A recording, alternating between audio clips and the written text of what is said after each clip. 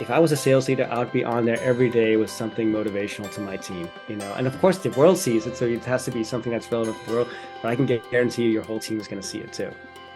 I love all three of those. And let me just highlight the third one. I actually, when I post, I actually take the link to that LinkedIn post and then drop it in an email to the entire team to say, FYI, I did this post on LinkedIn today.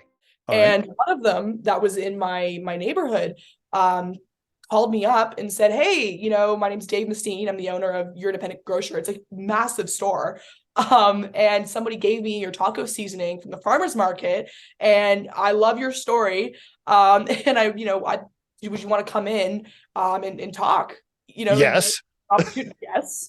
And so it was 5 minutes from my high school too. So I walked on over after school with my backpack on, went up to the office and was like, hey, we negotiated. I had to negotiate a little bit. And that was it. I got my spices in my first grocery store. I think about curiosity as what takes you to the next, the next product line or the next channel or the next marketing idea, right? It's true. It's what keeps the wheels moving. And then problem to solve probably should come first in my list, but I think we're all guilty of building things that only we want or we need. But that's the three pieces there that I'm always thinking about. The reason that Megan is given that position is because Megan is the guardian of the brand. Okay. So Megan cares about the brand more than anybody else and understands the direction it should be going in. All right. And she's not going to get distracted by the lady in the red dress. I see. So she'll walking through the Matrix, see the lady in the red dress, and you get distracted. Yeah. That is what Megan doesn't do. She has the power to not do that, to say I'm comfortable with this is our product, this is our stance, this is who we are. We're going to stay this way. We've been open about it. Obviously, jumping into the cannabis industry was I think at the time he was 12 or something like that, 11. So it was, something to think about in terms of how to communicate that. I think what I've sort of landed on is pretty straightforward, which is this is something that people use when they're grown. And I think that's, I stand behind that message. So that's part of it. But there is also because historically fires used to burn in such a way that you'd have in some areas where you'd have a patch where it'd get really hot and it'd burn out a stand, and then you'd have kind of a meadow complex. But then others areas it'd be lower intensity, it'd kill off it'd burn out the deadwood and the low small trees and things like that. Yeah. And so you get this patchwork across a forest where you had different. But now when you have 300,000 acres of there's just no way that the seeds can get in, and you have changed the microclimate there as well, which is it's just baked hot. There's no shade for that little meadow system that would normally have, and so even grasses have a hard time sometimes. I went to this ceremony and I had this experience, and it was right then and there. It was as though that is what I've been looking for 35 years. Wow.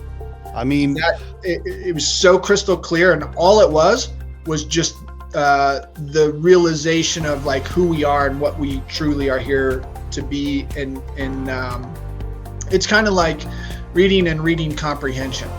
When someone says, we're all one, people say that, and there's some understanding we are all one. We're all just the human family.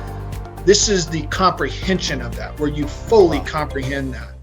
One thing I'd say about that, just to your listeners, and if you have listeners who are mentors and or potential angel investors, or just by word of mouth, I posted about this, that there's that saying, the best compliment you could give me is to refer someone to me, refer business to me. And I said, those people have never had an angel investor put money into their company before, because those checks that were written by people that I know that believe in us, that's a compliment. That is a compliment. You know what I mean? It's yes, it's incredible. So even if you don't put in money, but to say if I had the money, I'd put it in because I believe in you. that just does so much. And because technology has really advanced. So my co-founder, she worked in the cardiothoracic ICU at UCLA. And when we were taking care of some of our first patients, she was used to these super intense on ECMO, multiple drips. We're seeing these patients, and she was asking me, she's like, would these patients be in the hospital? And I said, yes. Unfortunately, a lot of these patients in the medical unit are getting once a day antibiotics, once a day labs. And then for 23 hours, they're sitting in a super expensive bed, isolated from their family, at risk of infections. The hospital, unfortunately, we need hospitals, but it's not a benign place for people. Infections happen, adverse events happen. And so, that's what was so intriguing about this model, is this model had been rigorously studied. And by every metric that we cared about in healthcare, all of those quality metrics and safety metrics were better when patients got care in their home. Mental health scores were better. And then the key for me was the cost of care was 30 to 40% lower. Do you think that the ink pens will lift off of the desk from investors this year and we'll start to see cash again? Or is it still pins down, so to speak, from what you're hearing and seeing? From what I'm saying, it still pins down, because if you think about it, right, like so many of these investors have been sold the narrative that federal legalization is going to happen any minute, and then it's going to be gangbusters. We no longer have to deal with this 280E problem. Yep. And I mean, we've been in this, we've been telling that narrative for about what, close to 10 years now. Yeah. And so people are exhausted. They're just like, you know what? Because a lot of the investors that I've spoken to, because, I always just like keep them up to date on what we're doing. And then, of course, get feedback from them about what their pulse is in terms of investing in. Majority of them are simply waiting for the federal government to do something before they make any big investments moving forward.